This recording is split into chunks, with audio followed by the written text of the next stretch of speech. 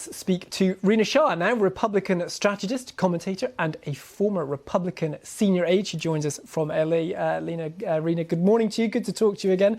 You must be watching events in Iowa closely. What are you looking out for? Well, we are now officially kicked off to the 2024 election. This is the time now where many political observers will start to make predictions. But I would caution, just because this is the first in the nation contest for Republicans, I don't find it to be a litmus test for how the rest of the primary will go for Republicans. There's a great deal at stake, but one thing is true about Iowa caucuses. They are unusual in how they're conducted, and they also bring about so much enthusiastic support that we don't see in other primaries. So while people look at tonight with, of course, a great sense of what could this predict, it's also a really fun time for political insiders and observers like me. And of course, for observers like you will, I'm sure, have been watching the debates closely, but the man who has not appeared in any of the debates is the man who is leading in the polls, Mr. Trump himself. This has become much more about who gets second place, really. Who's your money on?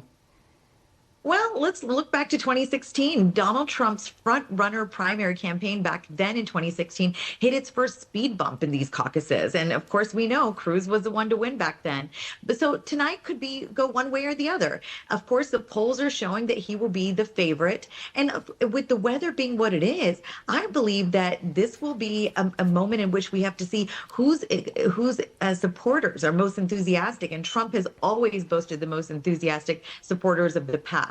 But looking at each campaign on its face and on its merit, you see that Donald Trump has one thing to do tonight, and it's to dominate, not just to be the front runner, but again, to show that really wide margin between him and Governor Ron DeSantis of Florida and Nikki Haley, the former governor of South Carolina, who served in his administration. These two people are supposedly the only two that could really hold a candle to what is considered a commanding lead for Trump. I would, again, caution people, don't take these polls with a grain of salt, please. Don't put too much stock in them.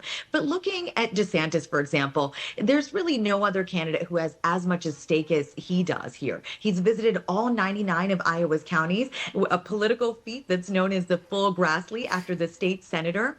And he and his allied groups have spent more than $35 million on advertising in the state. So he's, again, somebody who tonight is so big for him because he's also gotten the endorsement of the Iowa governor, Kim Reynolds, as well as Bob Vanderplaats, a very influential Iowa evangelical leader.